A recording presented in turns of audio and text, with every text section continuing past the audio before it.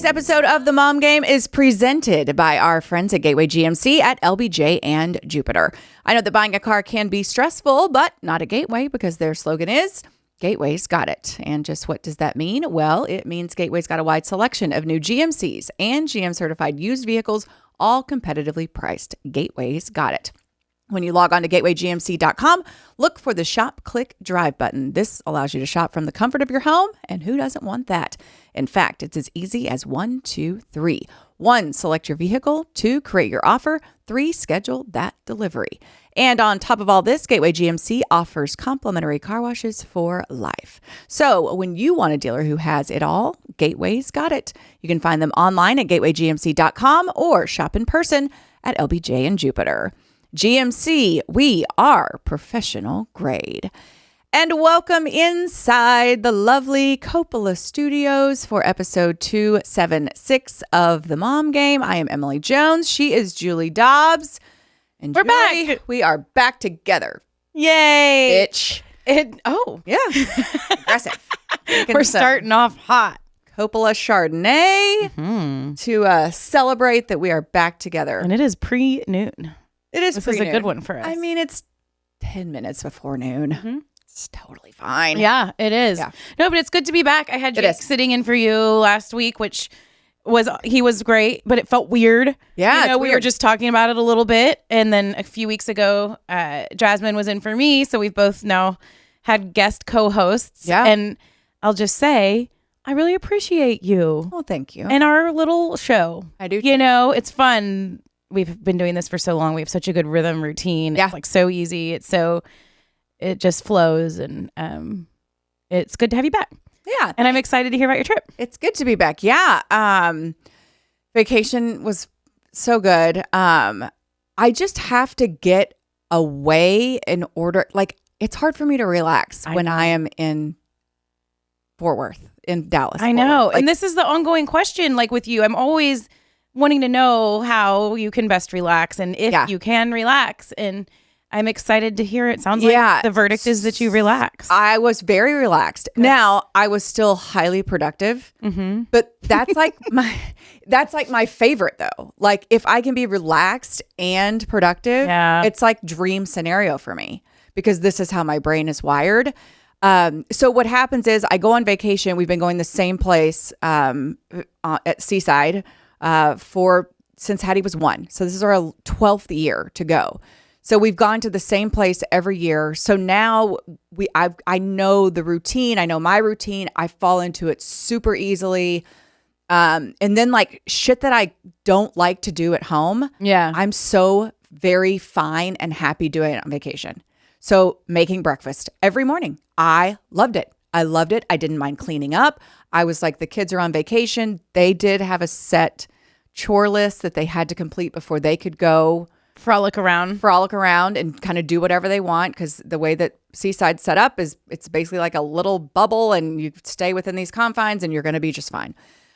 So with the age my kids are at, it's just easy. So every morning I would wake up. I mean, I don't think I slept past 7.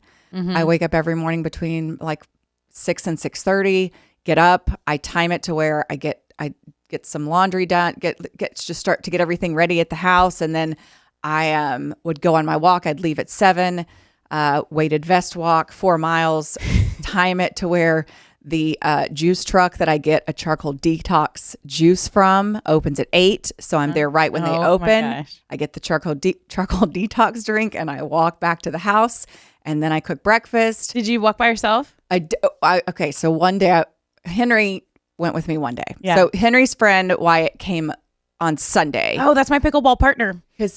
From Chicken and Pickle. Wyatt? Yeah. Oh, okay. Remember? Oh, yes. We won. I was like, wait a second. This is so weird. Yes. Wyatt, yes, your pickleball partner. He's sweet. He is sweet. So he was already there for a baseball tournament. So they came and met us on Sunday. So Friday and Saturday, Henry just kind of would just do whatever, hang with us. So Henry and I decided to go work out Friday morning. So we were going to run and jog and walk. And I had my weighted vest on and I was excited about it. And so we start off and I'm literally like, tell him, because the sidewalks there are kind of, they're brick and ass, whatever. I was like, can we just walk on the street? Like it's early. Nobody's going to be in the streets really, like, and he's like, why? And I was like, it just reduces the risk of me falling. And he's like, really, Mom? And I was like, really? So anyway, we're just chugging along. We're doing half-mile jog, followed by a half-mile walk, followed by half-mile jog. So we were going on this whole route through these neighborhoods, super fun, talking. It's great. Aww. And then out of nowhere, sniper got me. What do you mean? Sniper got me. I mean, I busted my ass. Yeah. Listen. How? I just tripped over my own feet, I guess. Oh, yeah. When you're wearing a weighted vest, your legs are heavier. A weighted vest fall. So you went down heavy. I went down hard. So immediately, so Henry knows I have a torn meniscus. Yeah. And so I've just been operating on it for 5 years. But so he was like, oh my gosh, Mom, did you blow out your knee? And I was like, nope, just tripped. Did he laugh or was he like super No, he was very concerned. And then once we figured out I was going to be okay and just have a giant. I didn't know, first of all, you fell. I didn't know you fell with Henry. And he was so sweet. He was like, you want to stop? And I'm like, no, we're going to finish. Oh gosh. We're powering through. We got 0.15 miles on this jog left, like, whatever. Were you bleeding? I was bleeding. I had to stop and ask some people for paper towels that were packing up their car. I was like, hey, like blood streaming down my sweaty shins. And they were like, oh, okay. Do you need some, medical assistance? I'm like, no, I'll be fine. So we get back to the isn't it the weirdest feeling falling like while you're running? I told you I did this like a year or two ago. And it's like your life flashes before your eyes. You're like all disheveled. You're like, where am I? Am I alive? Who saw me? And you're trying so hard to prevent it. Like, what can I do in the next 0.4 seconds to prevent completely eating shit? Yes. And so thank God because if I would have, thank God I got my hands down. Yeah. And they were fine. And then one knee took the brunt of it. Oh. But I was like just envisioning busting my chin open and jacking up my teeth. And right. So I felt like all in all, I came out, relatively unscathed. That's good. I'm glad it wasn't worse. My right knee would tell you otherwise. Yeah. And then the knee's the worst place. So you can't, you need to medicate it. And then you need to let it breathe, right? So you need to let it breathe. We can't let it breathe at night because then that shit's sticking to the sheets. Yeah. And so you have to get on this whole regimen of, okay, now it's time for the hydrogen peroxide, alcohol, Neosporin, Band-Aid to get that shit done. And then it was just. Oh, it threw a wrench in your whole morning routine. I know, but I've powered through. Kept going. You got your chocolate, whatever that charcoal. was. Have you ever had a charcoal? Okay. No. Have you ever had straight ginger juice? No. So this place that I go to, it's called Green Stream. It's this cute little, way overpriced. I mean, Mike's like, are you seriously paying that every morning for your fucking charcoal? $15? Mm-hmm. $14.40. Oh my gosh. And I was like, yes, I'm on vacation and this is what I want to do. And this is part of my routine. And there's no Starbucks around here, so I don't get a coffee. So anyway, the first day I used to take, they used to have these like apple cider vinegar and like cayenne pepper shots that are supposed to like, I don't know, make you 10 years younger, whatever. So every once in a while I'd get those. Well, they didn't have them this year. They had ginger juice, straight ginger juice. Oh. So I'm like, oh, well, I'll have it's called a wellness shot. Like in like a Moscow Mule? Definitely not.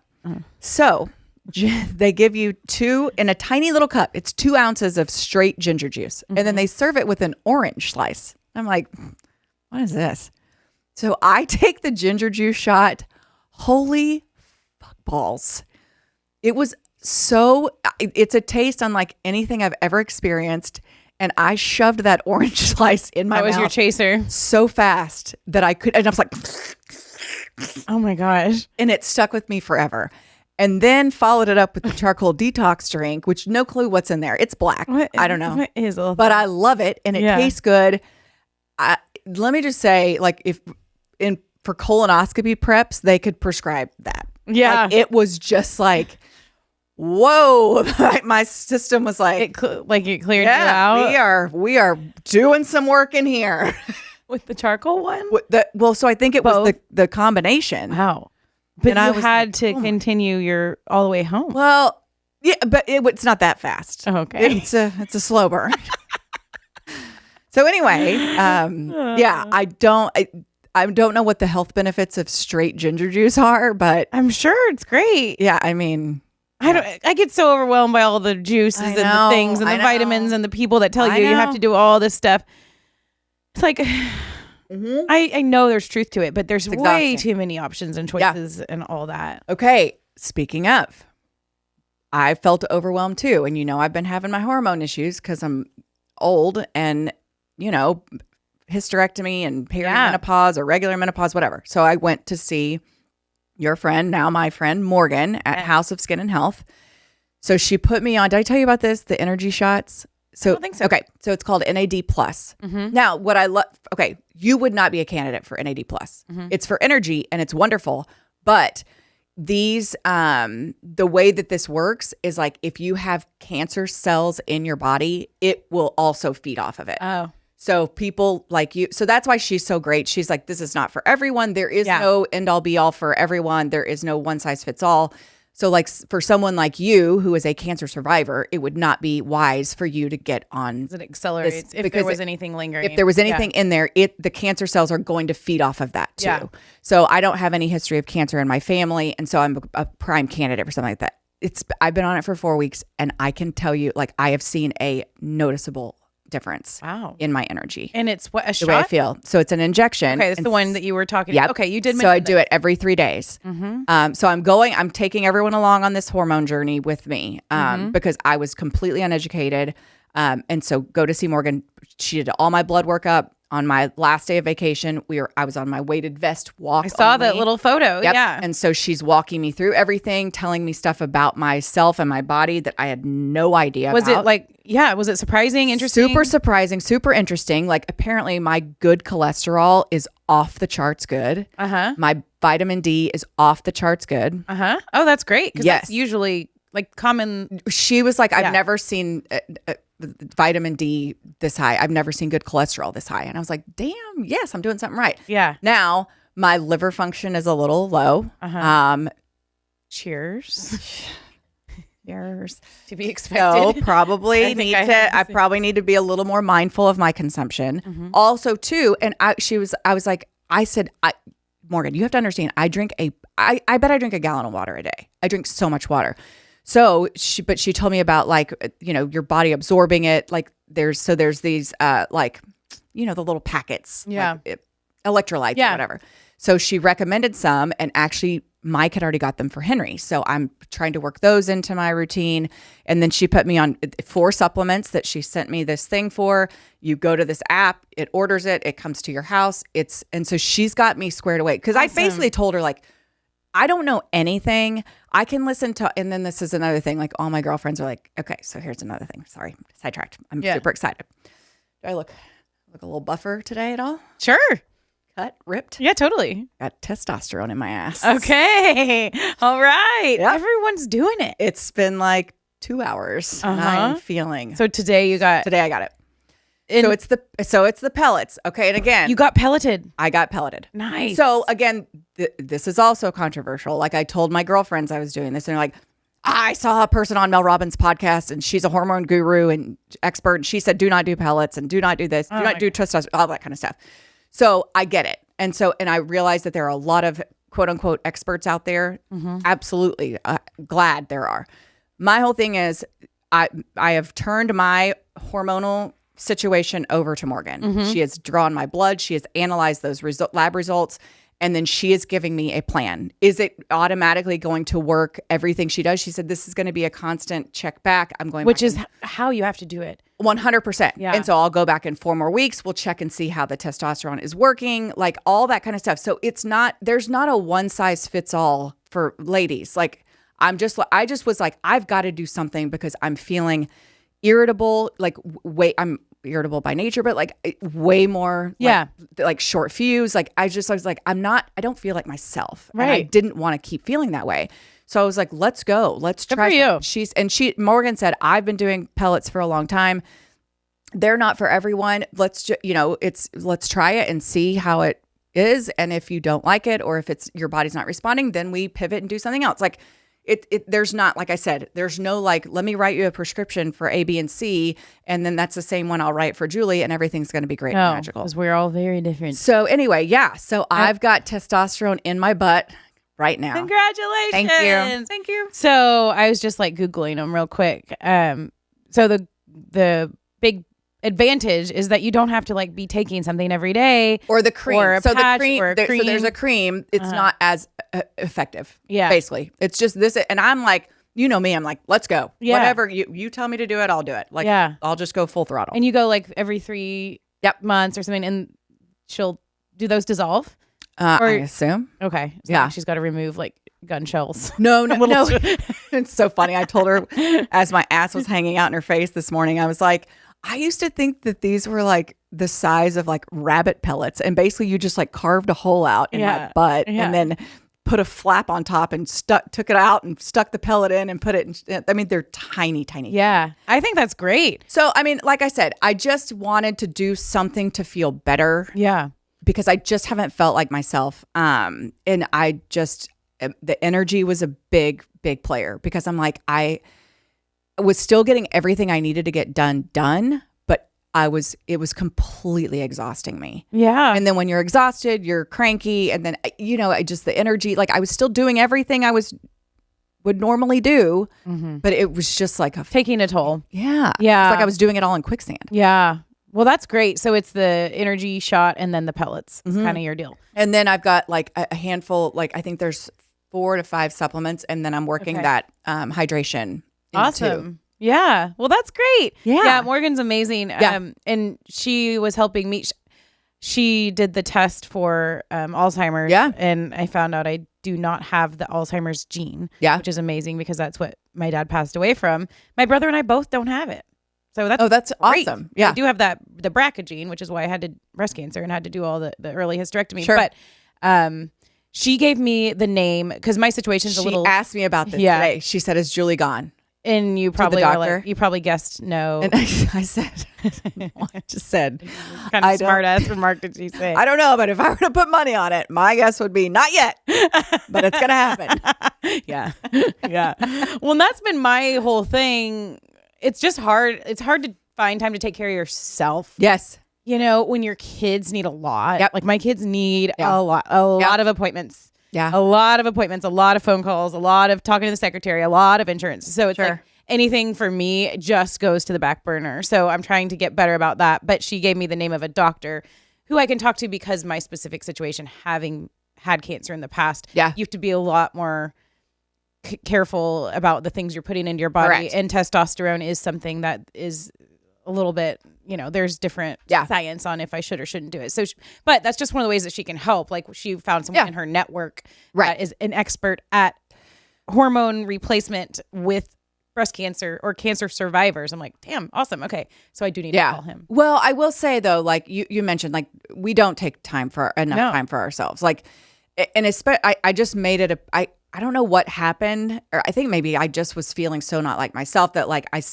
was like, okay, I'm scheduling this appointment and this appointment. I'm going to get all my shit taken care of. Yeah. Cause I need to, and everyone around you will benefit from it too. So 100%. And I'm like telling Mike, like, I'm so excited. Like I've got this scheduled and this done and this done and this done. And I'm just excited about I'm just excited to have a plan. Like I'm a plan person. Like that, like tell me what to do. I'll do it. I just need to know what to do. Well, I love how it all worked out, because she's the perfect person. She is. And I kept talking about this, and then you brought her to me, and I was like, oh my God, this is exactly what I needed. And I already have had a couple friends reach out. My friend Christy was like, okay, tell me, I've got to get my shit under control too. So I think too, a lot of times we don't know what it is. And so we're not afraid to talk about it, but we're like, okay, so what do we do? You're like, I'm 40 something. This is, I guess, how we feel. It's like, no. And it really does need like a dedicated person to manage hormones and everything that we're going through this age. And I think the primary care doctors aren't necessarily that person all the time. You're in and out with them. And she's someone that will sit down, take all the time, and just really focus on how to make you feel better. Like I talked to my friend Meredith Land. I went to dinner with her a couple of months ago, and she was telling me about, like, she was like, I had to get my whole scene in check. Like she went on this whole hormone journey. And so I was like, okay, I need to do this. So I'm so thankful to you for bringing Morgan to me. And she's great. She's awesome. And I love supporting her because she's just like, you know, a mom that felt like there was a need for this. She has a beautiful space, and gave me her cell phone numbers, like text me what you need, you know, whatever you need. Yeah. I'm super, super excited. I can't wait to get jacked. I can't wait to get the weekly check-in on testosterone Emily. I'm going to be like so jacked. Yeah, you are. I'm going to be ripped. Well, and God, energy is just huge at this point in life. Like it's supposed to help with, like as soon as I mentioned testosterone, Mike was like, oh, so I know what testosterone does. And right. I'm like, that's part of the deal. That's part of the deal. Yep. Yeah. So anyway, I didn't mean that to turn into an infomercial, but I am super, it's part of your world. It's part of my journey. Yes, it is. So anyway, okay. You went to Morgan Wallen. I did. How did this come about? So we just went last weekend. Was it just you and Ryder? Well, just Ryder and I went to the concert. Okay. But he was playing only in Houston on this tour. He released new music back in May, and so Ryder's been listening to him a lot and obsessed. And I was looking at his little worksheets that he'd come home from school with. It's like, what something you want to do over the summer, or what's if you could do one thing or whatever. And it kept saying like, go see Morgan Wallen, go to Morgan Wallen, go to Morgan Wallen, in his little 9-year-old at that time boy handwriting. And I was like, that's so sweet. And then I saw Morgan Wallen was playing in Houston a few days before his birthday, and I was sitting there with my parents. They were in Dallas, and we were all chatting on the back patio about Ryder's birthday, things upcoming, and I'm like, I just want to do this. Like, I saw that it was happening. It's just part of, like, I don't know, pulling the trigger on a plan and making it happen. Yeah. Like pulling the trigger on buying the tickets. Once you buy the tickets, you got to make it happen. Yeah. And so I bought the tickets. I found, they're so expensive. Oh my gosh, that's what I did for Zach Bryan. And I just remember, I think we were in Lubbock, and I'd had a couple of mimosas, and my girlfriend Heather was like, do it, let's go. And my friend Ashley, they're both like pure, like, come on, let's go, buy them. And I'm like, okay. And you ended up saying it was like one of the best. Taking Henry to Zach Bryan. Probably, like, outside of baseball, that's the best. That trip for the two of us was just amazing. So I'm so glad you did. So special. It is. And my parents were sitting there, and they were in on it too. So they were like, well, we'll go to Houston too. Like, we'll find an Airbnb. We can take Anna when you and Ryder go to the concert. Like, my stepdad drove us there, picked us up at 11:30 at night, because that's the hard with a 10-year-old. Like, post concerts are a giant concert's a total shit show. Yeah. So just knowing that he was there to pick us up, like, we actually found him and connected and got home.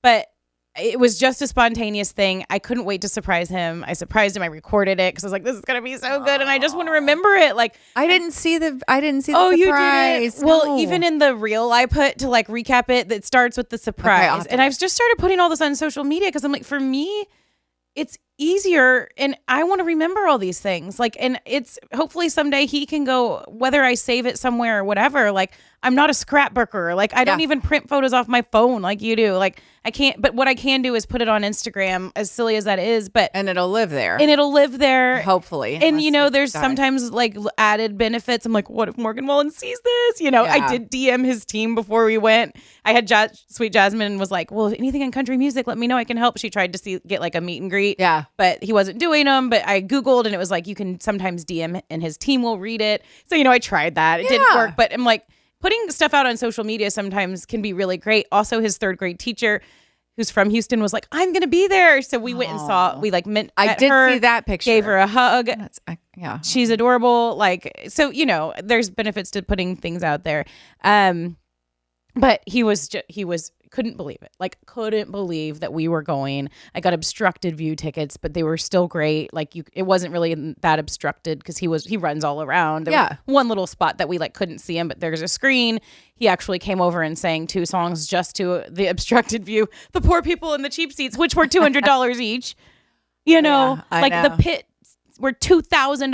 Ryder's kind of looking. He's like, can we go down to the ground? I'm like, no, honey. It's insane. It's insane. Insane. And it was less expensive. That was one of the things. NRG, I think, is a little less expensive than AT&T, and like navigating, maneuvering all around is a little bit easier. I don't even want to tell you how much I paid for that Zach Bryan tickets. And like $200 a ticket's kind of my concert cap. Like, it's just a concert, But I will say, like, it plus fees and everything else ended up being like $500. Okay. Can we talk about that? The fees are insane. Yes. So I think I bought some Zach Bryan tickets for like $550. And I'm like, woo, this is, big Christmas present. This is huge.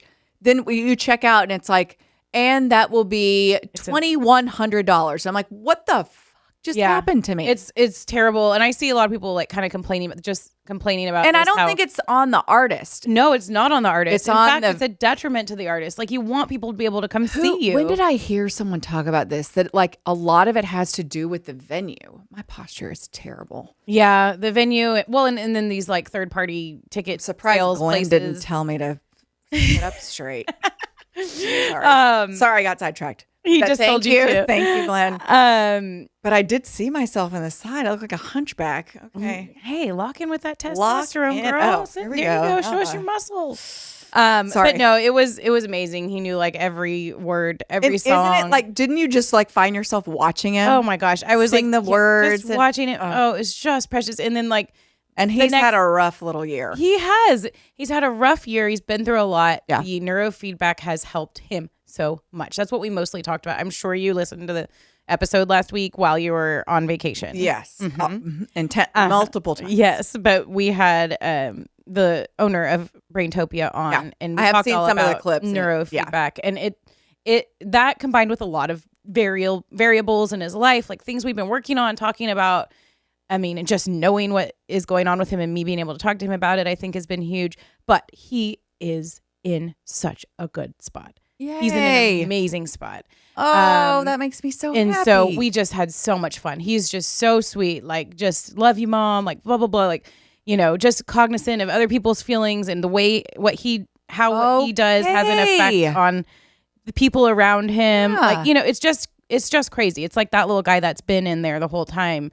I'm really seeing him now, and I'm not seeing whatever little like evil demon would pop out. That wasn't him. Like it was brain stuff. Oh, Julie, I'm so happy. It's really been awesome, and I'm like I'm tiptoeing it. Like hopefully this doesn't go away. But like when school starts, that's going to be a challenge because that's where a lot of those external factors weigh in, and social stuff and tests and all that. Yeah, we got his star scores from the math thing. Remember how he was so panicked? Wasn't he puking? He puked for the reading one, and I didn't send him because he actually was sick because he was sick for like 4 days after that. That's right. We thought it was nerves, and it ended up being a full-blown virus. He didn't do reading. Math, he went and knocked it out.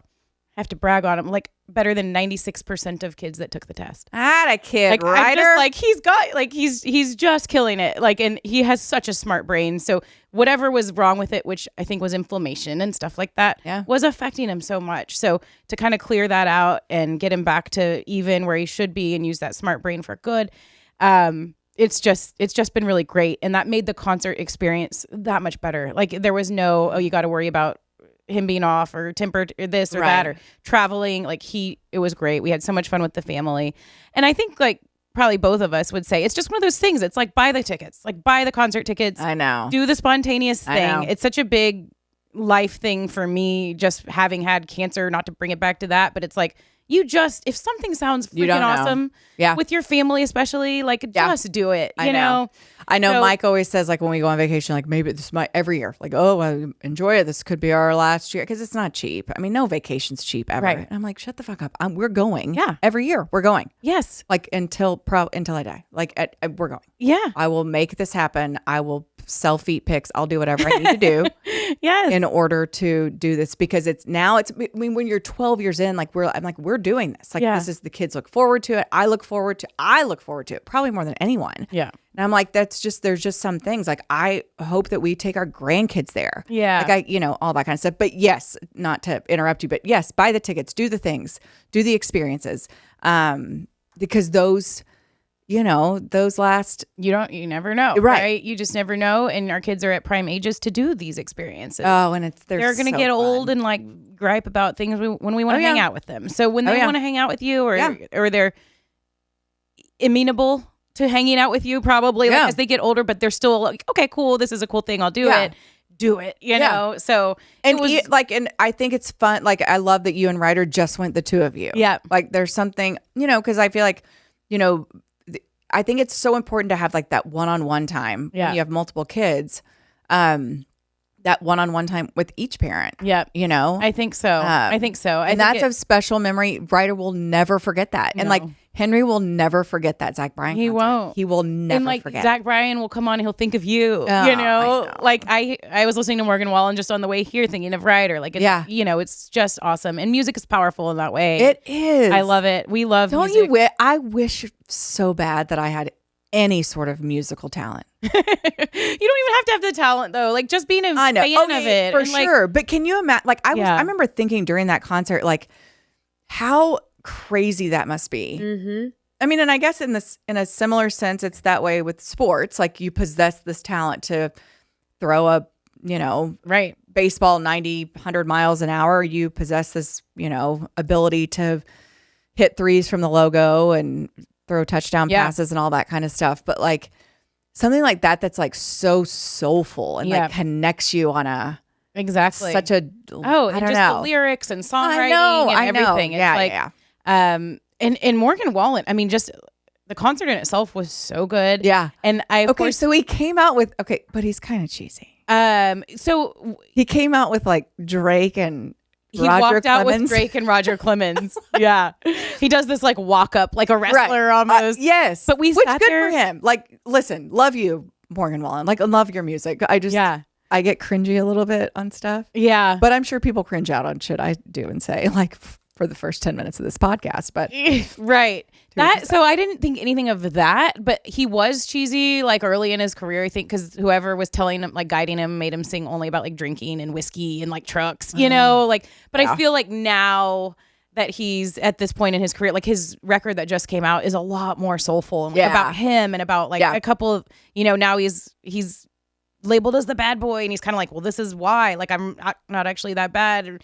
He has one right now that's like, I'm a little crazy, but the world's insane. It's like, you nailed it. Yeah.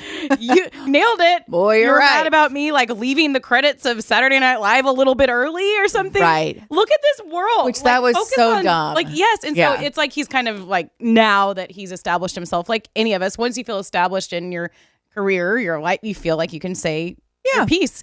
And I think his music's gotten a lot better. So it's really, this latest album was really good. And now I'm a big fan. And I didn't even know he was on The Voice. Like, he was on The Voice. That's where he like got started. I didn't know that. And he sang like just some terrible like 90s song. Like, I don't know what, his look was bad. His song was bad. The judges, he wasn't even one of the top 10 or something like that on The Voice. That's how he got to start. Yes. And I think nowadays that's just what people do. You go on these shows and, well, maybe I'll go on The Voice. You know what? That'd be great content. It would be great content. Maybe we should have our own voice. You just said you don't have musical talent. Zero. But you're mad at me for making a noise about you going on The Voice? But what if we did this? What if we have our own voice right here? We have our own podcast. What if we each sing a song? Oh, I thought you meant like have people come on and sing and we can be judges. Well, I mean, let's baby step this. Okay, you want to sing? I don't want to, but I will. Okay, so will I. Did you ever sing in a talent show in like junior high, elementary? I was Snow White in the elementary school musical. Sing? Did you sing? I sang. I was the lead. I sing to the birds, I sing to the trees, I sing to the butterflies that float along the breeze, and all who hear echo back to me this very simple song with a melody. La la la la la la la. Echo. La la la la la la la. La la la la la la. La la la la la la. La la la la la la la. Snow. Snow White. Your turn. La Snow White. You were Snow White? Didn't you have black hair? Did you wear a wig? No, I was on Snow White. Well, I was not the lead. I was in The Wizard of Oz, and guess who I was? The mean witch. You are such a bitch. You are a bitch hiding in nice person's clothing. The Wicked Witch of the West. It was the Wicked Witch of the North. No, I was Tweedledum. Shut up. Swear to God. I wanted to wait, what did I just say? It wasn't Wizard of Oz. It was You said Wizard of Oz. No, it was Alice in Wonderland. Okay. Big difference. Wait, Tweedledee and Tweedledum are in Alice in Wonderland. They're not in I don't think they're in the Wizard of Oz unless they're Munchkins. No. Sorry, it was Alice in Wonderland. Okay, well then you could have been the Wicked Witch. No, I was still Tweedledum. But I wanted so bad to be Alice. And my friend Melissa got it. And I was like. So what did Tweedledum do? Just dumb shit. Which set the course for the remainder of my life. Told me this. Yeah. You were Tweedledum. I was Tweedledum. And there was a Tweedledee? There was, and I can't remember who was Tweedledee, and that's offensive, and I'm sorry, Tweedledee. Oh my gosh. Yeah. We wore these guys? That is not Tweedledee and Tweedledum. Well, it is. It's just a different version of them. No, I need the old ass. Yep. That was me. Yeah, that was me. Oh my gosh. So yeah, I mean, like I said, I was killing it in middle school.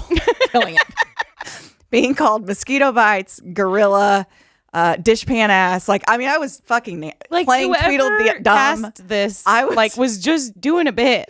They were just messing with you. Like, sure, Joan. You'll get a part in the play. You're Tweedledum. Have fun. I was nailing everything in middle school. Like, I crushed screaming in your basketball, yelling at people on the basketball court. Oh my God. God bless. I mean, listen, I know I'm fucked up, but it's a miracle that I'm not way more fucked up than I am.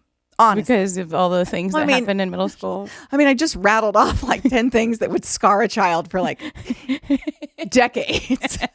You came out on the right side of it. I did. It motivated you. Okay, but you want to know the song that I sang in the talent show? Yes, please. And that I swayed back and forth like this. Like Tweedledum would. What was it? When the night has come and the land is dark, I don't know, and the moon is the only light we'll see. No, I won't be afraid.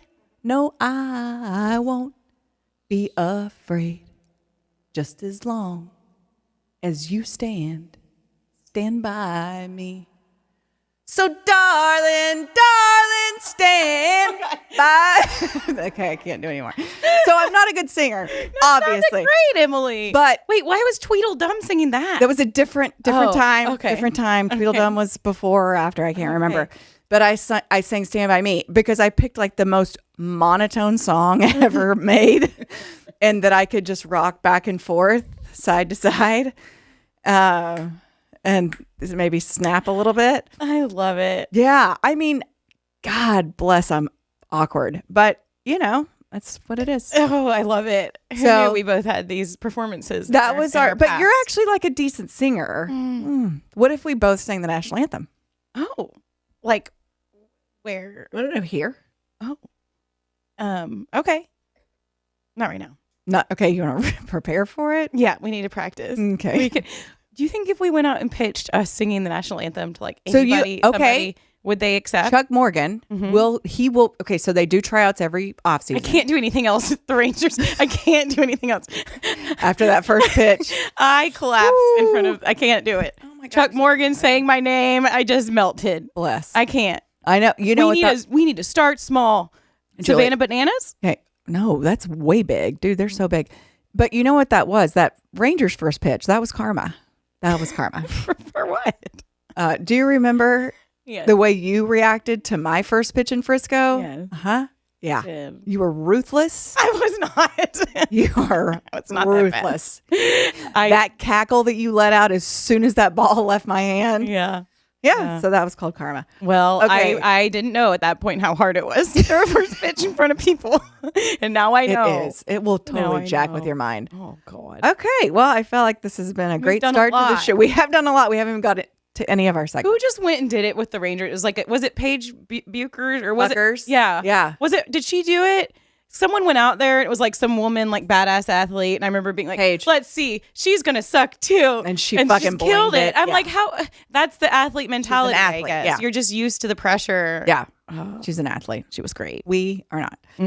Okay, let's talk a little sports. We have so much to. We're gonna put puberty talk in the tackle box. Okay, I'm putting it on there right now. Puberty talk in because we don't have enough. And Jasmine can come camera ready for when we do that. Exactly.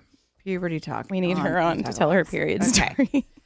Okay. Sports Skorts brought to us by our friends at Yo Quiero. So I know we don't have any Yo Quiero on deck. I mean, or on set, but Have you been munching on that? Dude, I took the Yokiro to the beach. Yeah. It's like, you think it's just like guacamole and salsa. Mm-hmm. So there's corn salsa, there's onion dip, there's this ridiculous jalapeno dip spread shit. It's so good. Well, grab and goes are and very those grab and goes are legit, and they have all the like the nutrition facts. Like everybody's worried about what they're putting in their body, rightfully so, especially with their kids. Perfect for 4th of July, the pool, the beach, lunches when school starts back up. So shout out to our friends at Yokiro, and we're gonna have a guest on. We are, yeah. She's gonna talk in a couple of weeks about nutrition for kids, for us, everything else, because that is very important to the Yokiro brand, is the stuff that they're creating. It's good for you. And these little grab and goes you can find now at the grocery store. And they're very clutch. I think we need to ask Tara if we can just keep them coming. I mean, they're so good. Yeah, they're great. Because a lot of times you open up the salsa or the guac or whatever, and you don't need the whole thing, and then it goes bad. Yeah, it's just enough for like a little snack. So it's awesome. Make sure and check them out. And let us know if you do. Yeah, the refrigerated section of your local grocery store. Mm-hmm. Okay, so we're taping on Wednesday this week, and then it'll air on Thursday. So by the time this airs, Cooper Flagg should be a Maverick. Yep, which is exciting. Yeah, I don't want to talk too much about it, just because I'm still scared. Like, I guess we never know. Yeah, I mean, surely they're not going to do anything to F this up. No. Like can't. They've gotten so lucky to have this opportunity. Yes. To draft him with the first pick in the NBA draft, which is going down.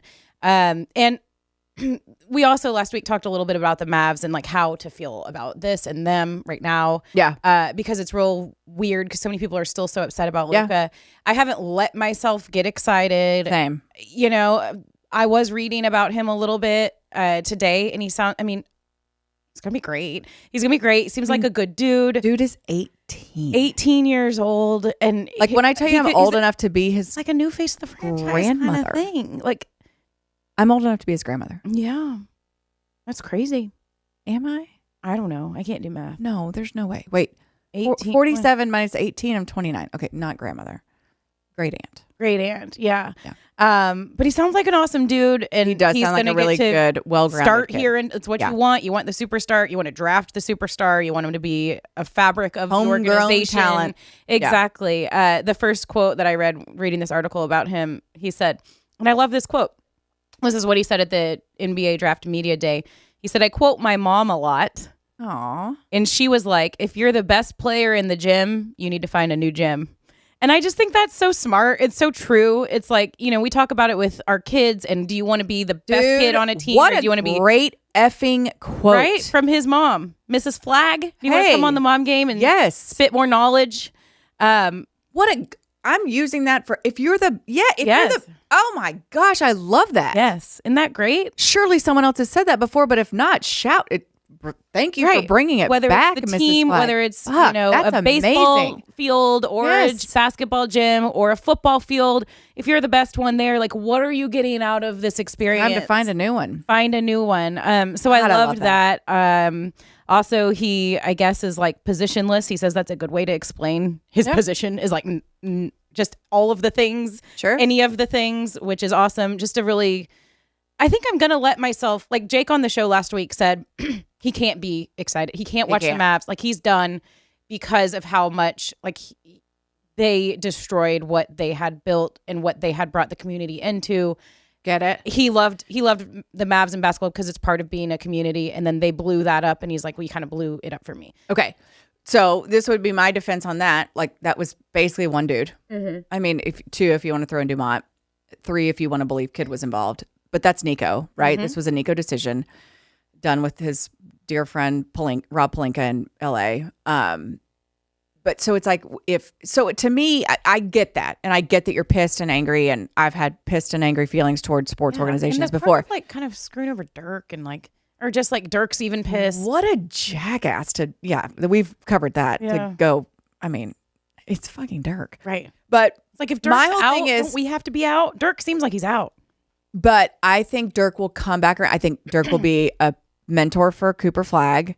Also, too, I think about like Kyrie Irving, who just re-signed a contract with the Mavs. We love him. I do. I love him. I mean, then like you look at like Klay Thompson and Anthony Davis. He didn't choose any of this. To be very legit. Right. And then you look at Anthony, like he didn't choose any of that. Like, okay, well then let's see what ride you can take me on. Like, it doesn't mean I'm going to congratulate Nico Harrison for ever doing anything right. Or I still want him to be. I want someone else to because like, this is not like a good this is not like, oh, I told you this was my plan. It took a while for it to come together. No, this fell into your fucking lap. You had nothing to do with this. Right.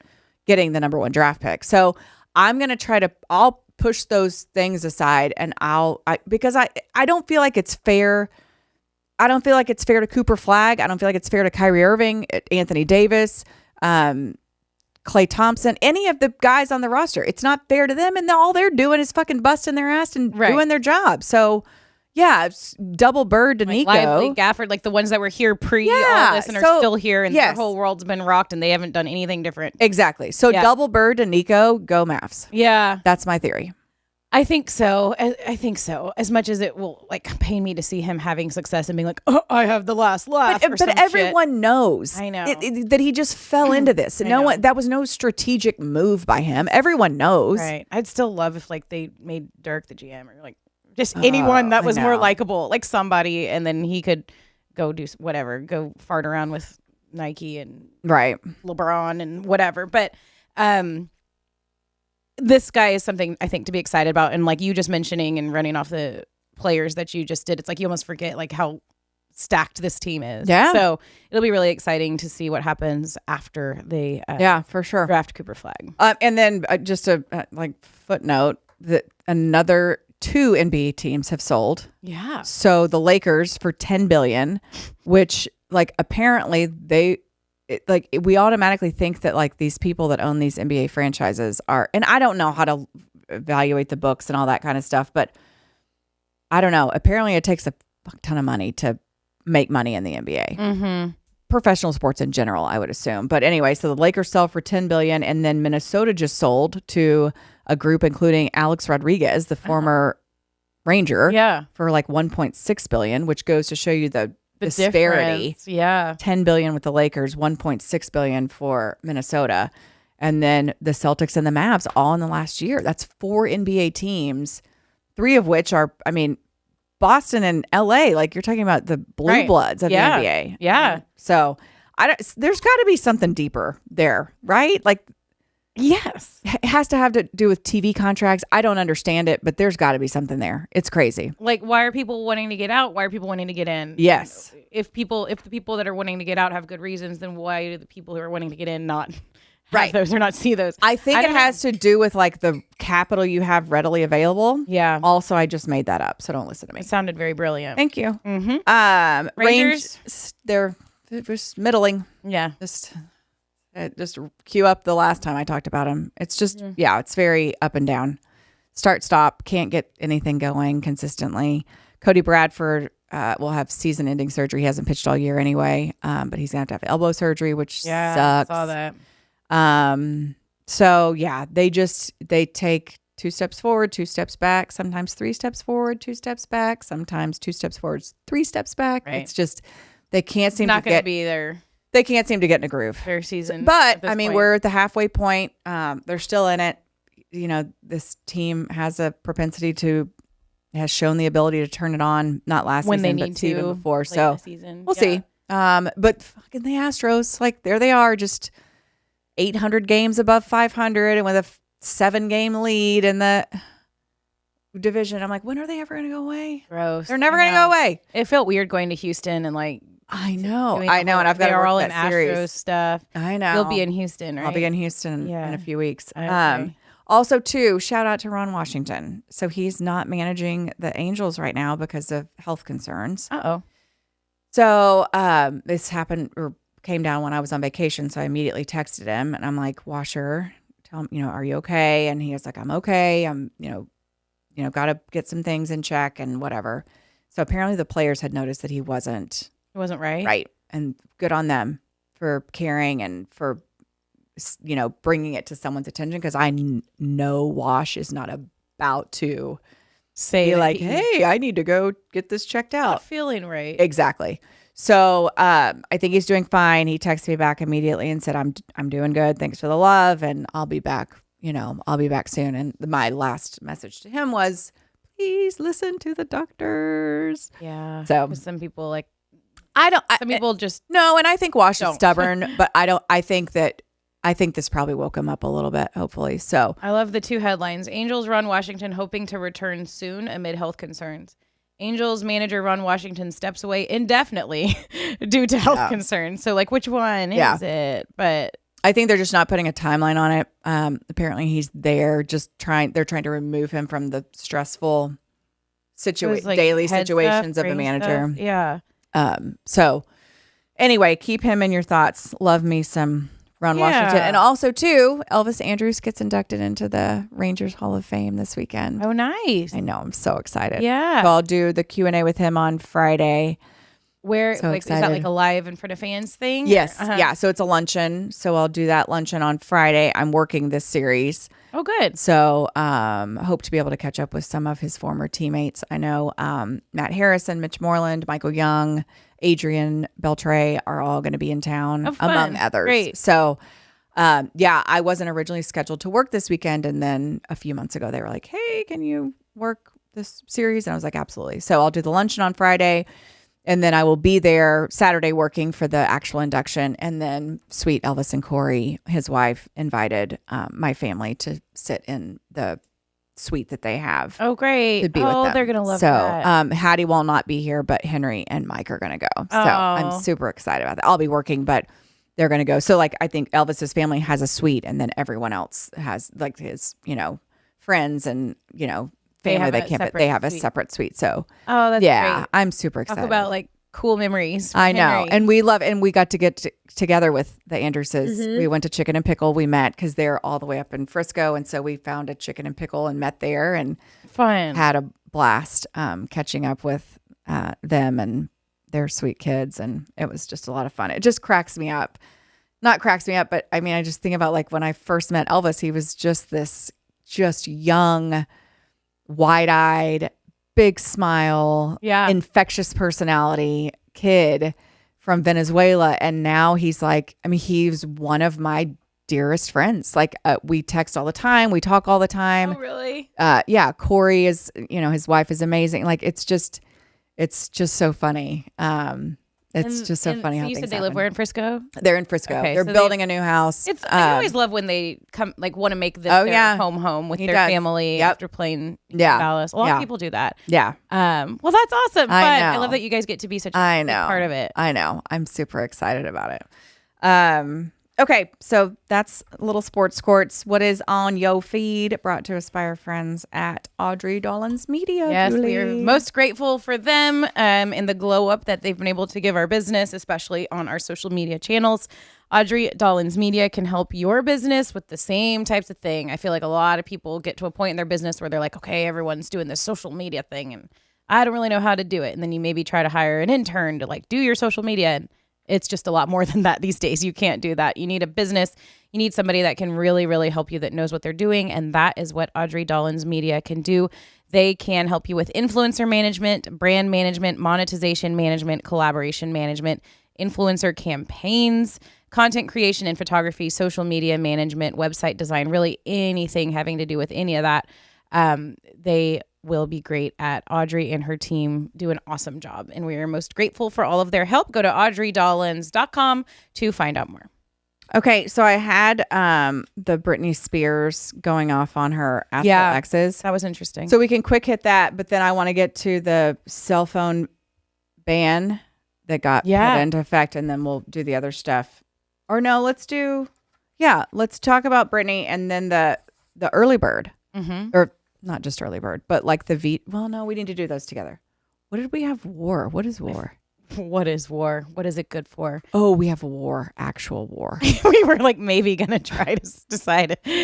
This seems fitting. Let's do Britney Spears and Are We at War? In this segment. Okay. Sounds great. So the headline, Britney Spears went off on her a-hole exes. And I actually saw this because anything Britney says now is interesting. You're going to want to read. And I feel so sorry for her. I feel sorry for her too. And you wonder when she says stuff like this, is this real? Is this true? Did she really not like her boyfriends and stuff. She says in a post that she's already deleted, she said, quote, "I dated 2 effing complete a-holes. I realized I loved their dogs more than them, and I think it's because their dogs bowed to me every time I entered the room."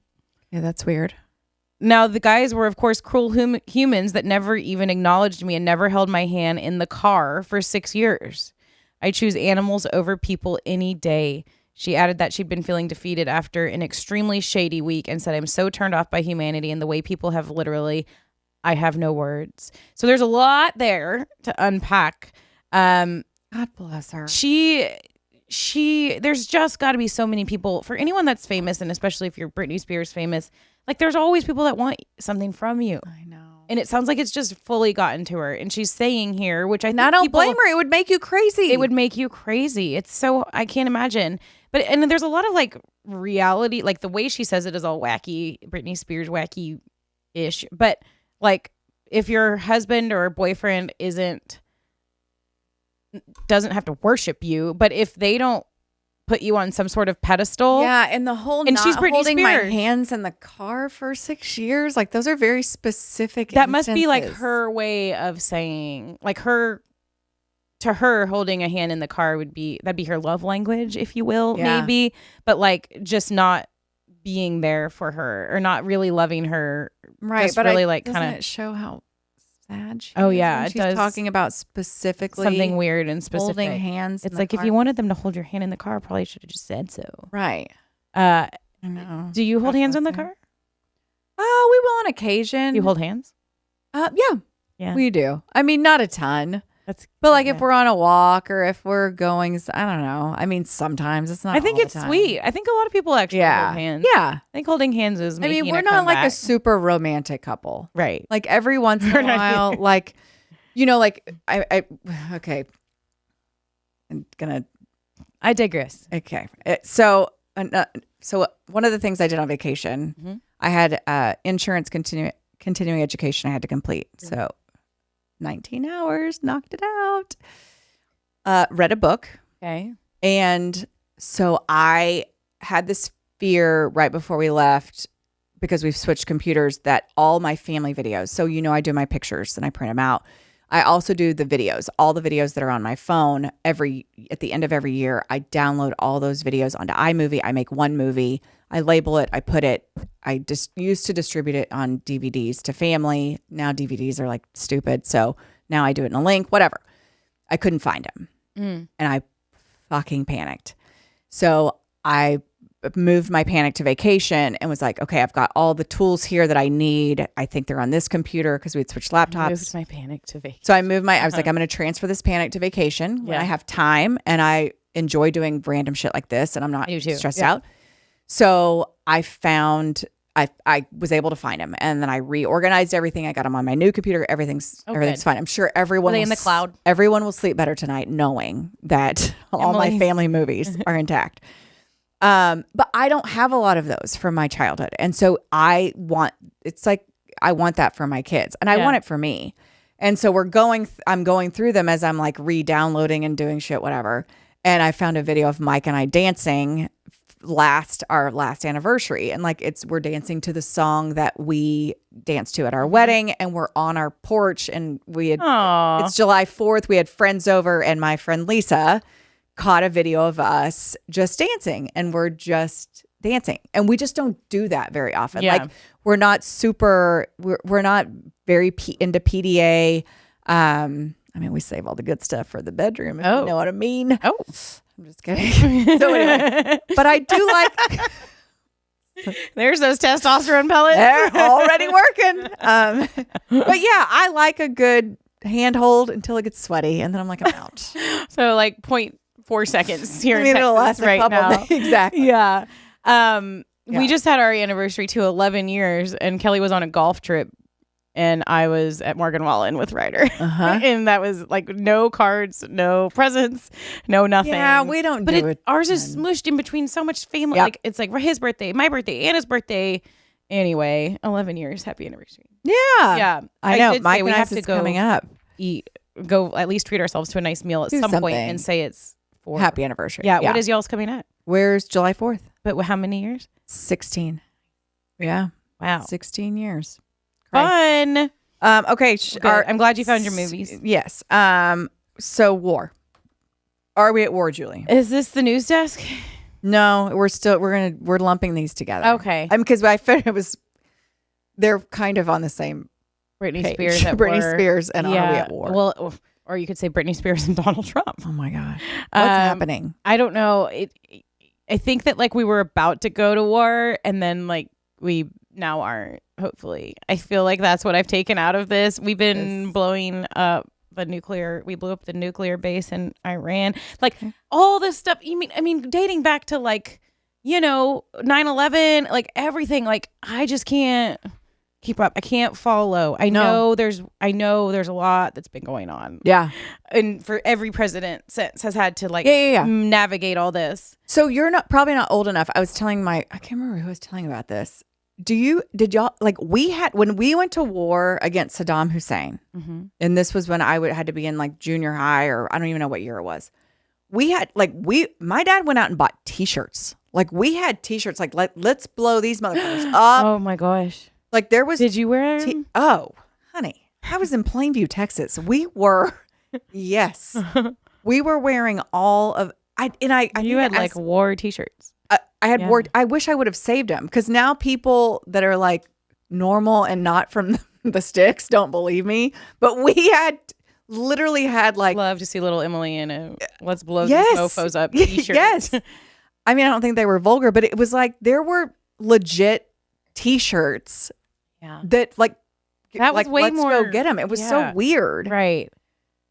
Well, and after they hit us, like I feel like a lot of people were way more. Well, no, this wasn't 9/11. This was pre 9/11. Okay. I just feel like right now people don't even necessarily. Some people are really following and know what's happening, and then some people don't. I have no clue. Right? Yeah. But yes, he didn't want Iran planning nuclear attacks, and one way to go about trying to prevent that from happening is blowing up their where they're building everything and all their nuclear weapons and everything, and that's what he did. And it was some sort of bomb that has to go like underground to like the bunker where they're building everything. And the U.S. is the only one that has this bomb. I did learn that. I was reading about it. So it's like goes underground and like destroyed everything. And so obviously it pissed them off. And then there were a couple days there where it was like, what are they going to do to fight back? We're all on edge. What's going to happen? They attacked our this is where I need to just stop talking. They attacked our nuclear base or whatever over there. In I was doing so well. This is like what in Qatar, I think, is where it was. I think it's Qatar. Qatar. Everyone says both. It's pretty. There's both. I don't know anything. Either way, Qatar to me is bug spray. I don't know. It's like some sort of bug spray Qatar. I don't know. Qatar. Okay, I think it's Qatar. But either way, I think that's where our little bait. I need to stop talking. But they did retaliate, but it wasn't like on our homeland. It was on, an affiliate area. And so now it's like he did say there was like a ceasefire between Iran and Israel, which we were. But then they were like, just kidding. I don't know. Yes, it's all crazy. It's all crazy. What's the explanation I gave of some show and it was a complete rambling mess? Oh, the Tylenol documentary. Yes. We should put those side by side. We should. Like, whose bad story was better? I feel like yours was more factual. Mine was factual until it got to the second half. I was doing great there at the beginning, but then I forgot where and how they retaliated. But there was and there still is. It's like the whole question mark is like, are we going to go to war over this stuff that Donald Trump is doing, that they're doing? It's all been like brewing for a long time. Is it finally going to come to a head? And if so, what the hell do you do? Like, how do you protect your family? And then hold on to your ass with Donald Trump. Like, and listen, no political affiliation here. I think we can all agree. Hold on to your ass. Like, hold on to your ass. Like, and the dude's going to fire some shit off, like, with words. So unstable and on scary. Social media. And social media. So hopefully that ceasefire thing is real and true, because I think that's what all this was about. So if they agree to that, then we can all just chill and sit down. But something tells me that won't happen. But it is like are we going to have war? And then as a parent, if there was a war. What do you tell your kid? You know, all that. It's like, so that's all we got for today. Next week, we'll see what's evolved. How about that? Can't wait for the update from Julie next week. Okay. I'm not doing that again. Let's get to some. I wasn't touching that with a 10-foot pole. We all know I don't know what the fuck is going on in our world. Okay. Speaking of news, let's get to some PMG News Desk brought to us by our friends at Estill Dog Camp for Kids. So my doggies were with Robbie for the duration of our Florida trip. He's fantastic. He's going to have a camp for kids. This is not the first time he's doing this. It is getting bigger. And so I told him that we would help promote it. And we are the official media sponsor, Julie. Oh. The Mom Game is the official media sponsor of Estill Dog Camp for Kids. So they're basically teaching kids how to interact with dogs and how to read them, how to act with them. It's for ages 6 to 16. It's Saturday, August 9th from 9 to 12 p.m. at Printed Threads in Fort Worth. Lunch is provided after the learning period. Parents can drop their children off. They're welcome to stay. Robbie is providing all of the dogs, but it's basically just an opportunity for maybe kids who are a little, skittish around dogs. They don't know how. They've never been around dogs. Like just how to read them. And also, too, he's starting to teach them how to train them. Yep. The healthy habits for dogs. Love this. Walking them, how to make them sit before they go outside, and all these things that they can do, and trying to kind of empower the kids, make them feel more comfortable if they aren't already around dogs. And then, just kind of educate just like he does with grown-ups. So anyway, visit estilldogpsychology.com or check him out on Instagram. He's on my stuff. I'm a huge proponent of Robbie and what he's been able to do with my doggies. In Fort Worth. August 9th from 9 a.m. to 12 p.m. Yep. And I think I'm going to try to get out there. And take my kids out there too, to see what it's all about. Are you gonna drop them off or stay and watch? I'm gonna stay and watch. Maybe not the whole time, but I'll stay and watch for a little bit. I want. If you talk to him, tell him I want to do it. Okay. Too. August 9th. Yeah. My kids did start a pet sitting business. Okay. By the way, and I made a flyer. Well, it's in my calendar already. Okay. Well, that's it. Yeah, because there are little things you can do to read. Because sometimes dogs how can you read a dog? Well, if the hair's standing up on the back of their neck, probably best to not, and then also being calm, and how if you're calm, then they're calmer. It's just, he's so good about the psychology of dogs that it's I love really that beneficial. He's doing this. Yeah. There should be more things like this. Yeah. So this is check great. it out. He's fantastic. We'll both likely be there. Yes. And we might make a Fort Worth day out of it. Go to the zoo after or something like that. Yeah. www.estilldog psychology.com or just like and follow Estill Dog Psychology on Instagram, and you can follow along as he continues to push out information about this and anything else. Yeah. Okay. So we had some things I want to put off till next week. So puberty talk, and then the top 10 minor annoyances that stress us out. I feel like that ties into in our war update. Menopause and the war update. Excuse me. Let me make note of the Julie's I also did a talent show war. What are we good for? Dance. Julie's war update. Yes, that'll all be next week. Got it. Everybody mark your calendars. Okay, so a couple things I did want to touch on. So couple things that happened in our Texas world. The bill that was going to outlaw THC got vetoed. It got vetoed. So yes, early bird is here to stay. It's here to stay. Dun, dun, dun. Let me tell you something. I already had the email ready to Eric that was like, whatever it takes, send me all the backup, everything you've got. Just send me all your inventory. Let me know. So thank goodness. And I think he cited, it is there was going to be 5,500 jobs that were going to be lost. Yeah. Are we really that worried? And then I guess Dan Patrick, he's all mad. Our lieutenant governor was like, the drug lords are running THC consumption. Whatever. I don't know. And they're at odds about this. So again, it's politics. Governor Abbott, utilizing his power. Here we go. Political expert Julie Dobbs joining us. So is the lieutenant governor, he's elected, right? They don't have to be friends. Right. Well, Abbott I think they run together. Oh, do they? I think. Yeah. Can you Google that? They very much do. Yes, I'm very. Then why are they fighting so publicly? That's a really bad look. It is a bad look. Can you please? I don't think that's correct. Maybe not. So do you have a? Why do we need a lieutenant governor if we have a governor? I don't. Just in case something happens. Is it a vice president? Is it the same? But they're not on the same ticket. I need you to Google. Does I governor, had no idea about that. No, there's no way. I did. Does the governor? Oh shit. Does the lieutenant governor get elected? Yes, they're generally elected, but the specific method varies by state. Okay, so does the governor? They're elected separately from the governor. Okay.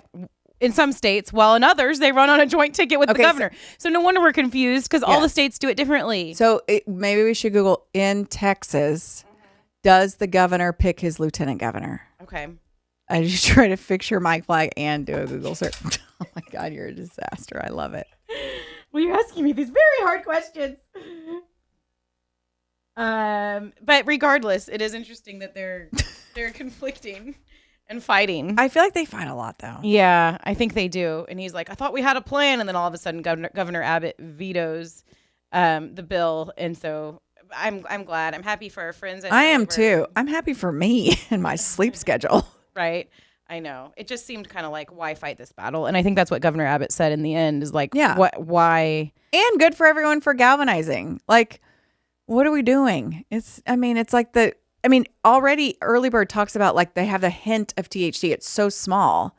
Like they're already, abiding under the guidelines that are in place. Mm-hmm. Do we need to strip those away and just say F it to all of it? So, yay. Right. So they're elected in Texas every 4 years by the statewide ballot, separately from the governor rather than together or as a team. So it is possible to be from different political parties. But they're both blah, blah, blah. Republicans, right? I think. I don't know. But yeah, they're not. They didn't run together, like I said. So I right. Okay. Don't come to me for political knowledge. Okay. Okay. And then the last thing I want to talk about was the cell phone ban. Yeah. So this is a big deal. So we backed off the THC ban, but we are banning cell phones in schools, which I'm going to tell you, I don't disagree with at all. Mm-hmm. Like, I feel like the cell phones are a distraction in our life, period. And for school age kids, and listen, Henry takes a phone to school. I actually love this. Now I don't have kids. And you haven't tasted haven't gotten a taste of what it's like for them to have it. So there have been times when there was like an incident in the vicinity of our school and they put it on lockdown. Mm-hmm. Okay. And then Henry will text me and he'll be like, Mom, we're on lockdown. I'm scared. And I'll be like, hey buddy, yeah, I think it's going to be fine. Don't worry. It's not at the school. But it's within a mile. Don't forget there's a fire station right by your school. Like, don't be scared. It's okay. And so that being able to communicate with him in that way is comforting to me as a parent. However, that he's had his phone at school for 2 years now. That's happened one time. Right. So I realize that the law of averages are he's not going to need that phone to communicate with me in that way. The vast, vast, vast majority of the time, I think it will make things easier on the teachers, which I think is important. And I am a huge fan of. Against so many obstacles. I feel like I haven't read the bill or whatever it is, but I feel like it should be the kids are allowed to have their phone in their possession. They cannot take it out and be on it unless it's an emergency. What I was just reading is they are going to try to keep them like out of sight, away. Right. And that's the thing is, can you have your phone in your backpack? For sure. Keep it in your back. Don't get it out. Schools must either prohibit the devices on campus or provide secure storage for them with punishments for violations. I think that I like this because, what other science research do we need that it's bad to have? It's a distraction, period. But like all of the social media, the group texts, everything that kids are doing now, the Snapchats, like if we can slowly, like little by little, go back to the way things used to be. Right. Where there were never phones anywhere. Like we didn't have phones. Right. Like, cell phones didn't exist when we were in high school and we were just fine. Like our parents were able to communicate with the school if they had to. Yep. It was just never a thing. And I think mental health was a lot better then. And so I just feel like any little thing like this, and for the parents that are maybe trying to keep their kids from getting social media, keep their kids from having a phone, or keep their kids from being, say some are starting at 12, 13, 14, but like say I don't want my kids to have one until they're 15 or 16. This makes their life easier because everyone around them isn't going to be pulling their phone out all day long at school. Right. And I can't imagine what it's like to be a teacher and have to fight them looking at their phone during class, but also like I can't imagine being a student and like hopping out of one class and being like, let me just check my text before I get to my next class. Like, I just can't imagine. I think when you're at school, you should go to school, and all the social stuff could happen later after school, whatever. I like it because I know how bad phones are for kids and social media and all that. Totally so agree. Step in the right direction. Yes. But I also don't have kids. Exactly. At that age. So I totally agree. So I totally agree with what you're saying. And I feel like that if but Henry's taken his phone to school the last 2 years. Now he's gotten it taken up for pulling it out at inappropriate times when he's not supposed to, and rightfully so. So like I said, now that my kids are older, so I've tried to kind of let loose a little bit this summer. And like, if my kids are going to go, Henry left the house yesterday at 11 o'clock and I didn't see him again until 6. But I could check. I could do the Find My, I could check where he was and all that kind of stuff. So I've gotten used to the luxuries of technology as far as monitoring my kids. Once he leaves school, right? For sure. Right. But I'm just saying, like, there's also there's some level of comfort knowing that your children have a lifeline to you. Yeah. But also too, it's only because I said the same things 3 years ago before my kids had phones. Yeah. The same things you were saying. And I was like, there's no need for that. Why would you need it? But then once, it's just like anything else. Well, yes, it'll be cool to communicate with my child, but also like, I don't know if I really need them. I guess you tell the teacher or. Right. Just wait. Yeah. I mean, just saying. Say your kid's in class and they're like, I really need to talk to my mom. The teacher has a cell phone. They could message you. For sure. But not all. Once you get into middle school. Yeah. Teachers don't have parents' phones. It's not like elementary school where it's like one big happy la family. Once you get to middle school, it's like. But they would have, your kid knows your phone number. It could call you if they need to. For sure. I'm just saying. Yeah. I said the same exact thing you were saying 5 years ago before I had a direct line to my kids. And now I feel, I'm not all the way on the other side. I'm not like, my kid should have his phone whenever he wants. But I'm like, listen, if he's got in his backpack and he keeps it there. But like even after school, like stuff like that, like. Oh, for sure. Me, that's when they're not in school, when they're in school, you know where they're at. Right. You know what they're doing. Right. But like if I actually don't want to be bothered that like my tummy hurts and shit like I am now. Oh, I don't get my tummy hurts. I get the nurse calling all the time. I'm like, right. But like when there was that thing and he was terrified and they're literally covering, that to me, that was worth it to have it. But I'm just saying, once you get a taste of it, once you, and I will say like some of my favorite, like, correspondences with my kids are them sending me text messages. Oh, I love that. Just about school, stuff. Right? Yes. But again, wait until your kid. Does he message you a lot from school? No. So it won't affect that much. No. But I'm saying you have one time when they're on lockdown at school and your child is terrified and does not know what to do or what to think and has no idea what's going on. And all he wants is a lifeline to you. Yeah. He wants to be in communication with you. That's all it takes. Yeah. To know that your child is terrified. I haven't experienced that. Terrified. And they're not allowed to say certain things, the administrators and teachers, rightfully so.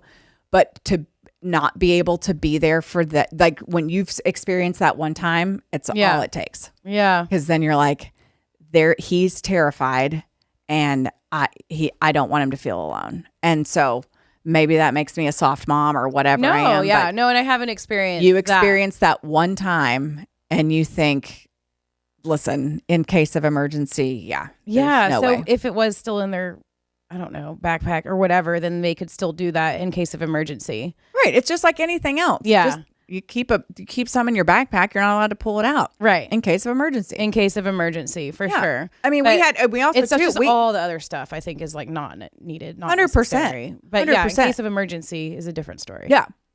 And putting the genie back in the bottle, it's going to be hard. Like I think about, like I'm not worried about. I mean, Henry's still in middle school. Like he's got one more year in middle school. Like those high school kids, woo-wee. Right. I have heard that everybody emails though, even if they don't have their phone. Like I've heard because they all have computers now, so like they can email their parents. Like I've heard the moms get emails throughout the day, like, "Hey mom, I'm just blah blah blah." Yeah, I've never gotten an email. You haven't, but if no, but it might be older. You might next year if he can't have his phone. Right. So if they have their computer up in class, they can shoot a quick email. So there's still that option, I guess. Sure. The bottom line is we're all now way more aware and have much more access to technology than we did before. Yeah. And once you get, it's just like anything. Once you get used to it, then it gets taken away. It's like, ooh. And we're still kind of in the new phase of figuring it all out. I think if this does last and my kids get phones and start school and don't have the opportunity to have their cell phones at school, they'll never know the difference. So it'll be easier. Exactly. Like for yours, it's hard to say you can and now you can't and you can't. Yeah, now you and can't. Hattie now you put it in this bag. Hattie's been in elementary school, so she doesn't. She won't know any different. For her, I think if to establish that as just kind of the way it is at school, is good. So hopefully, I mean, we survived. We were fine. We all survived. But it's just like I was saying. Anything else, you get like a taste of it, and you're like, oh gosh, I'm so glad I was there to calm him. He was so worried. Yeah. And I was like, this is not a big deal. This is not affecting your school. Oh, I mean, 9/11 went down when we were in school. Yes. Like, yes. I was you were too. Like we were in school. And no, I wasn't. Where were working. You? You were working. I was in high school. Yeah. And so I remember watching it all on the news. Yeah. And probably wanting to talk to my mom, but I wasn't like panicking. I don't know. The teacher told me what to do. Right. The school told us to stay, whatever. Again, it all goes back to what what normal is for you, right? And so now all these kids have been able to have that, and now you're trying to put the genie back in the bottle, and it's gonna be a rude awakening for a lot of people. Yeah. And I'm not saying like, dude, my kid should be allowed to have his phone anywhere, but like, I want him to be able to take it in his backpack because like he walks probably 3 blocks home, or not home, but to where I pick him up. I'm like, I just want to be able to talk to him. Yeah. And you have a really great kid that's like doing it the right way. And not even like talk to him. I just so many that aren't. Say like, people are like probably doing drug deals and stuff. Right. But like, hey, I'm running late or whatever. Like it's nice to have the open line of communication. For sure. That part will be great. I just think in the school behind, from 8 to 4 or whatever. Agreed. They shouldn't be on their phones. Yeah. Agreed. Yeah. Completely agreed. Yeah. But it'll probably eliminate a lot of issues for the schools and the and also too, the teachers are gonna have to be off their phones. Yeah, true. Yeah, a lot of teachers on their phones. Yeah, no, yeah. I mean, we see that still because I text them. And probably they need to be. Yeah, but no, it's a very interesting topic. Interesting to see how all of that evolves. Yeah, and for sure. We've covered a lot, man. We have. We've covered all right. I can't wait for next week when we have puberty talk and Julie's war update. It's gonna be amazing. It's gonna be good. Okay. That's it. That's it for now. That's it for now. One glass show. That's the one. Well, I mean, I had a glass and a half. Oh. You had some? No, I just had the one. You're lying. Oh, well, maybe I had 2 then.